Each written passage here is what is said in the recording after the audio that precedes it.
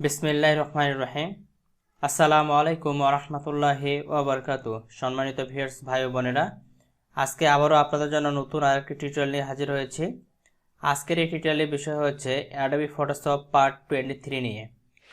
আজকের এই পার্টটিতে আমরা আলোচনা করব অ্যাডোবি ফটোশপের যে ফাইল মেনু রয়েছে, ফাইল মেনুর ভিতরে search, Adobe stock, place embedded, place link এবং প্যাকেজ, এই চারটি অপশন নিয়ে স্টেপ বাই স্টেপ আজকের এই ভিডিওতে আলোচনা করব। তো আপনারা যারা এই কাজগুলো শিখতে চান তারা অবশ্যই মনোযোগ সহকারে একটু ভিডিওটি দেখবেন, তাহলে আশা করি নতুন কিছু শিখতে পারবেন, নতুন কিছু জানতে পারবেন ইনশাআল্লাহ। আর উপরে যে অপশনগুলো আছে এই অপশনগুলো নিয়ে আমি অলরেডি ভিডিও করে দিয়েছি। আপনারা যদি আগের ভিডিওগুলো না দেখে থাকেন তাহলে আগের ভিডিওগুলোর লিঙ্ক এই ভিডিও ডেসক্রিপশনে দেওয়া থাকবে, তাহলে সেখান থেকে দেখে নিতে পারেন। অথবা উপরের দিকে এখানে একটা আই বাটন দেখতে পাবেন, এই আই বাটনে ক্লিক করেও দেখে নিতে পারেন। তো চলুন কথা না বাড়িয়ে আজকের আমরা এই চারটি টুলসের ব্যবহার স্টেপ বাই স্টেপ শিখে আসি। তো তার আগে বলে রাখি, আপনারা যদি এই টুলসের ব্যবহারগুলো জেনে থাকেন তাহলে আপনারা ভিডিওটি স্কিপ করে চলে যেতে পারেন, কারণ আমি চাই না যে আপনাদের মূল্যবান সময়টি আপনারা এই ভিডিওতে নষ্ট করুন। আর যদি না জেনে থাকেন তাহলে ভিডিওটি দেখতে থাকুন, আশা করি নতুন কিছু শিখতে পারবেন, নতুন কিছু জানতে পারবেন ইনশাআল্লাহ। Welcome back computer screen. তো বন্ধুরা, আমরা কম্পিউটার স্ক্রিনে চলে আসছি। তো ক্লাসটি শুরু করার আগে একটা কথা বলে রাখি, আমাদের নতুন অনলাইন ব্যাচ শুরু হচ্ছে, যেখানে গ্রাফিক ডিজাইনের খুঁটিনাটি বিষয়গুলো শেখানো হবে। তো আপনারা যদি কেউ এই কোর্সে ভর্তি হতে চান তাহলে এখানে আমার ফোন নাম্বার দেওয়া রয়েছে, আপনারা চাইলে সরাসরি আমার সাথে কথা বলে তারপরে কোর্সে ভর্তি হতে পারেন। আর কোর্সের ফি হচ্ছে 1500 টাকা মাত্র, এবং এই কোর্সটিতে ভর্তি না হবে মাত্র 20 জনকে। তো আপনারা যদি কেউ ভর্তি হতে চান তাহলে অবশ্যই প্রথমে এই নাম্বারে যোগাযোগ করবেন আমার সাথে, অথবা ফেসবুকে আমার সাথে যোগাযোগ করবেন, তারপরে ডিটেলস যা কিছু জানার আপনারা জেনে নিতে পারেন। তো চলুন আমরা আজকে টিউটোরিয়াল শুরু করি। তো আমরা যদি ফাইলে ক্লিক করি, ফাইলে ক্লিক করার পর প্রথমে যে অপশনটি আছে আমাদের সেটি হচ্ছে সার্চ অ্যাডোবি স্টক। এটার কাজ কি? এটার কাজ হচ্ছে এটা একটা সার্চ ইঞ্জিন। আমরা যেমন গুগলে সার্চ করে বিভিন্ন জিনিস পাই, ঠিক একইভাবে অ্যাডোবি কোম্পানি আমাদেরকে আমাদের ফটোশপে কাজ করার সুবিধার জন্য এখানে একটি সার্চ ইঞ্জিন অ্যাড করে দিয়েছে, যেটার মাধ্যমে আমরা যে কোনো ফাইল সার্চ করে এখানে নিয়ে এসে কাজ করতে পারি। যেমন আমি আপনাদের এক্সাম্পল হিসেবে দেখাচ্ছি। আমি ফাইলে ক্লিক করলাম, ফাইলে ক্লিক করার পর সার্চ অ্যাডোবি স্টক এখানে ক্লিক করব। তো এখানে ক্লিক করার আগে অবশ্যই আপনাকে আপনার কম্পিউটারে কিন্তু ইন্টারনেট কানেক্ট দিয়ে নিতে হবে। ইন্টারনেট কানেক্ট না দিয়ে থাকলে এটা কিন্তু কাজ করবে না। তো দেখতে পাচ্ছেন আপনারা এখানে আমার ওয়াইফাই কানেক্ট দেওয়া রয়েছে। তো এখানে এখন আমি ক্লিক করতেছি। তো আমি সার্চ অ্যাডোবি স্টকে ক্লিক করলাম। ক্লিক করার সাথে সাথে আপনি দেখবেন আমার এখানে মাইক্রোসফট ইঞ্চ বা গুগল ক্রোম বা মোজিলা ফায়ারফক্স যে কোনো একটি ব্রাউজার ওপেন হয়ে যাবে। তো আপনারা দেখতে পাচ্ছেন এখানে আমার মাইক্রোসফট ইঞ্চ যে ব্রাউজারটি রয়েছে সেই ব্রাউজারটি আমার এখানে ওপেন হয়ে গেছে, এবং এখানে আমরা অগণিত ফাইল ফ্রিতে ডাউনলোড করে ব্যবহার করতে পারি আমাদের কাজের জন্য। তো এখানে দেখতে পাচ্ছেন photo, illustration, vector, video, audio, template, 3D, free, premium, additional, হ্যাঁ অনেকগুলো পাবো আমরা। তো আমি এখানে একটা ফাইলকে সার্চ করব, আমি আইকন লিখে সার্চ করতেছি। তো দেখি, মনে করেন আমার এই প্রজেক্টের জন্য আইকন প্রয়োজন, আমি এখানে আইকন লিখে সার্চ করলাম। তো দেখেন এখানে অনেকগুলো কিন্তু আইকন চলে আসছে। এখন আপনার যে আইকন প্রয়োজন সেই আইকনগুলো আপনি এখান থেকে ইউজ করতে পারেন। তো এটা হচ্ছে আমাদের অ্যাডোবি স্টক সার্চের কাজ। তো আশা করি আপনি এটা বুঝতে পেরেছেন। তো এটাকে আমি ক্লোজ করে দিচ্ছি। এরপরে যেটা রয়েছে সেটা হচ্ছে আমাদের প্লেস এমবেড, প্লেস লিঙ্ক এবং প্যাকেজ। এই প্যাকেজটা মূলত কাজ করবে এই দুটি অপশনের উপর ডিপেন্ড করে। যদি আমরা প্লেস এমবেড ব্যবহার করি তাহলে প্যাকেজটা কাজ করবে না, আর যদি প্লেস লিঙ্ক ব্যবহার করি তাহলে প্যাকেজটা কাজ করবে। তো কিভাবে বা এই দুটো আসলে অ্যাকচুয়াল মানেটা কি আমরা এটা দেখবো এখন। তো এগুলো বোঝানোর জন্য আমি এখানে আলাদা আলাদা দুটো ফাইল তৈরি করে রাখছি। তো এখানে দেখতে পাচ্ছেন নামটা রয়েছে আমাদের এখানে প্লেস এমবেডেড, আর একটা ফাইলের নাম হচ্ছে আমাদের প্লেস লিঙ্কড। এখন আমি এই দুটি ফাইলে বিভিন্ন ধরনের ইমেজ বা ফুটেজ অ্যাড করে দেখাবো। তো মনে করেন এখানে আমি 4টি বক্স অ্যাড করে রাখছি, এই 4টি বক্সের ভিতরে এখন আমি ইমেজ অ্যাড করব। এই জন্য আমরা ফাইলে ক্লিক করব। ফাইলে ক্লিক করার পর প্রথমে আমি প্লেস এমবেড দিয়ে দেখাবো। এই ডকুমেন্ট আমরা 4টা ফ্রেমেই যা রয়েছে 4টা ফ্রেমে আমরা প্লেস এমবেড দিয়ে করব। এই জন্য আমি প্লেস এমবেডে ক্লিক করলাম। প্লেস এমবেডে ক্লিক করার পর আমি এখান থেকে প্রথমে এই ফুটেজটাকে সিলেক্ট করে দিয়ে জাস্ট প্লেসে ক্লিক করতেছি। যখন আমি প্লেসে ক্লিক করব, দেখেন আমি প্লেসে ক্লিক করলাম, তো এখানে আমার ফুটেজটি চলে আসছে। তো এটাকে আমি প্রথম ফ্রেমে রাখবো। আমি প্রথম ফ্রেমে এখানে নিয়ে আসলাম, তারপরে আমি এখান থেকে এটাকে ক্লিপিং মার্কস করে নিলাম, এটাকে আমি এখানে রাখতেছি। তো দেখেন ইমেজটা ছোট হোক, আমি এখানে শুধু এই ফ্রেমের ভিতরে পাখিটুকুই দেখাতে যাচ্ছি, এখানে দেখালাম। যখন আমরা ফাইল থেকে প্লেস ইমবেডে ক্লিক করব, এখান থেকে যখন কোনো ফাইলকে নিয়ে আসবো, সেই ফাইলটা সরাসরি আমাদের এখানে স্মার্ট অবজেক্টে কিন্তু কনভার্ট হয়ে যাবে। তো আপনি এখানে যদি একটু লক্ষ্য করেন, এখানে দেখতে পাবেন এখানে একটি ভাঙ্গা আইকন রয়েছে। তো এটা হচ্ছে আমাদের স্মার্ট আইকনের কাজ। এরপরে আমি পরে ইমেজগুলোকে ফিল আপ করে নিচ্ছি। আবার আমি এখানে ফাইলে ক্লিক করলাম, ফাইল থেকে প্লেস ইমবেড, এখান থেকে আমি এবারে এই ফুটেজটাকে সিলেক্ট করে দিয়ে প্লেসে ক্লিক করলাম। এটা চলে আসলো, এটাকে আমি এই বক্সের উপরে রাখবো। তারপরে এটাকেও আমি কনভার্ট করে নিচ্ছি, অর্থাৎ ক্লিপিং মাস্ক করে নিচ্ছি আমি। তো আপনারা চাইলে ক্লিপিং মাস্ক করে নিতে পারেন, আমি ক্লিপিং মাস্ক করে নিলাম। এখন ইমেজটাকে আমি এখানে রাখলাম। তো এটা অনেক বড় হয়ে গেছে, আমি একটু ছোট করে নিতে পারি। ছোট করে নিলে আমি ফুল ইমেজটাকে এখানে দেখাতে পারবো। ওকে, তো আমি এখান থেকে শুধু ফুলটাকে এখানে দেখাচ্ছি, আর বাকি অংশটুকু দেখাচ্ছি না, এখানে রাখলাম। তারপরে আমি আরও এখানে দুইটা ইমেজ নিয়ে আসব। ফাইলে ক্লিক করলাম, ফাইল থেকে প্লেস ইমবেড, প্লেস ইমবেড থেকে এই পাখিটাকে সিলেক্ট করে নিয়ে আসতেছি। পাখিটা চলে আসছে। এখান থেকে আমি এটাকে ক্লিপিং মাস্ক করে নিলাম, টিক মার্কটিকে দিয়ে দিই, ক্লিপিং মাস্ক করে নিয়ে এটাকে আমি এখানে অ্যাডজাস্ট করে বসাচ্ছি। এই পাখিটাকে এখানে রাখলাম। এবার আমি আরেকটা ইমেজ নিয়ে আসবো।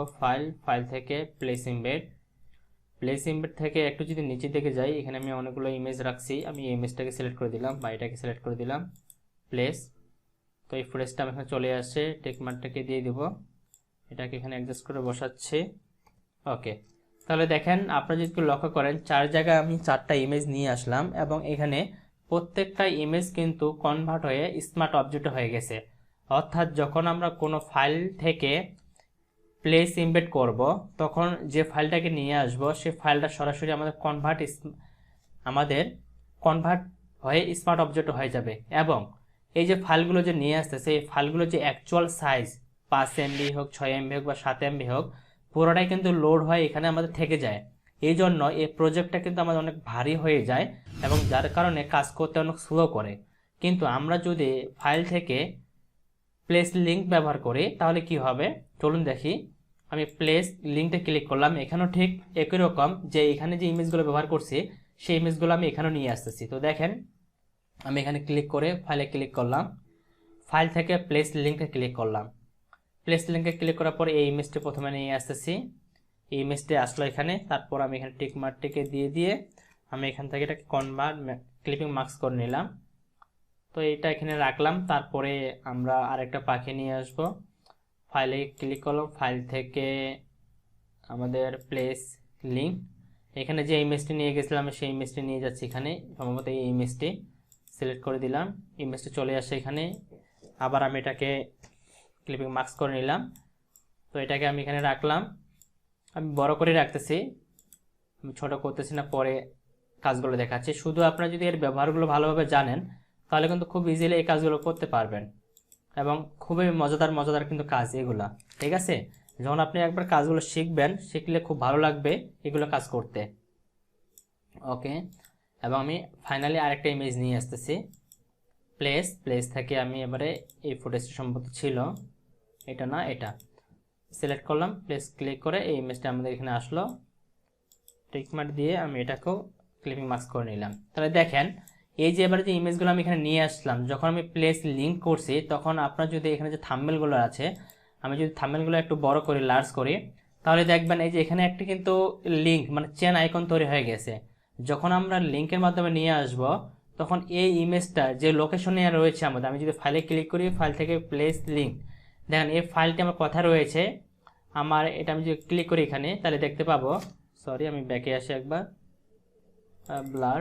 ওকে, দেখেন আমার অ্যাপ ড্রাইভে আছে, অ্যাপ ড্রাইভ থেকে ফটোশপ প্রোগ্রাম থেকে ব্যাকগ্রাউন্ড থেকে এইচডি ব্যাকগ্রাউন্ড, তারপর ব্লার, এই ফোল্ডারগুলোর ভিতরে কিন্তু ফাইলগুলো রয়েছে। কিন্তু এই ফাইলগুলোর যে সাইজটা রয়েছে, সেই সাইজটা কিন্তু এখানেই থেকে যাবে। যখন আমরা প্লেস লিঙ্কটা ক্লিক করে নিয়ে আসবো, সাইজটা এখানেই থেকে যাবে। শুধুমাত্র যে ভার্চুয়াল ভিউটা যে রয়েছে, শুধুমাত্র ভিউটা আমরা এখানে দেখতে পাবো।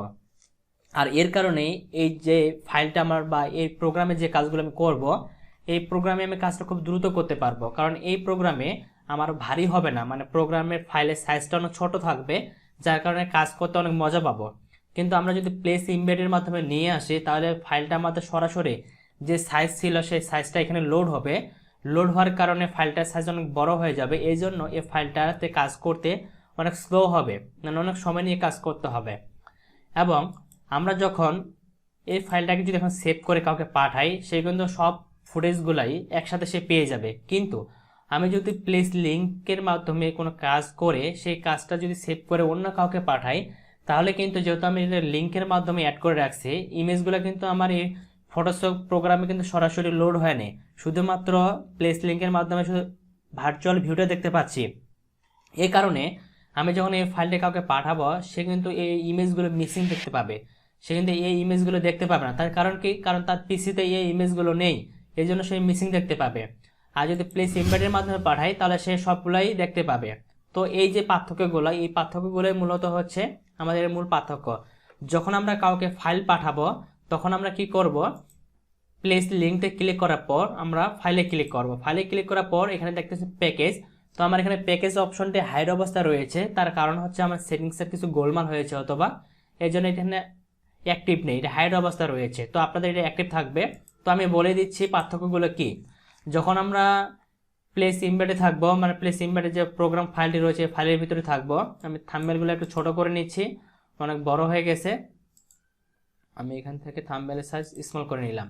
ওকে, তো যখন আমরা প্লেস ইম্বেডে থাকবো, তখন যদি ফাইলে ক্লিক করি, ফাইলে ক্লিক করবো, যদি প্যাকেজে ক্লিক করি, আপনাদের প্যাকেজটা কিন্তু অ্যাক্টিভ থাকবে। যখন প্যাকেজে ক্লিক করবেন, তখন এখানে আপনার একটা নোটিশ আসবে। নোটিশটা হচ্ছে এরকম যে could not package the document place embed PhD because there no external link.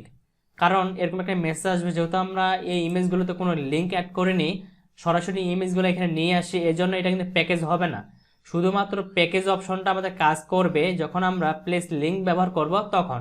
এখন দেখেন আমি প্লেস লিঙ্কে ক্লিক করলাম, ক্লিক করার পর আমি যদি ফাইলে ক্লিক করি, ফাইলে ক্লিক করার পর যদি প্যাকেজ ক্লিক করি, প্যাকেজে ক্লিক করলে আমাদের সেভ করার জন্য আমাদের একটা অপশন আসবে। যেমন আমরা নর্মাল যদি সেভ করি, এভাবে সেভ করলে যে সেভ করার লোকেশন চাই, সেরকম লোকেশন চাইবে।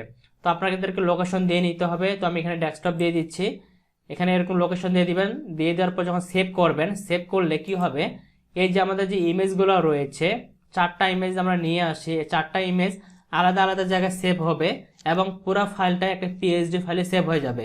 তখন আপনি যখন কাউকে ফাইলটা পাঠাবেন, তখন নতুন করে যে প্যাকেজের মাধ্যমে যে ফাইলটা সেভ করলেন, সেই ফাইলটা যদি পাঠান তাকে, তাহলে কি হবে, তার যে মিসিংগুলো থাকতো, এই যে ইমেজের যে মিসিংগুলো থাকতো, সেই মিসিংগুলো আর থাকবে না। সে পুরো প্যাকেজটি পেয়ে যাবে এবং স্মুথলি ভাবে সে তার কাজগুলো করতে পারবে।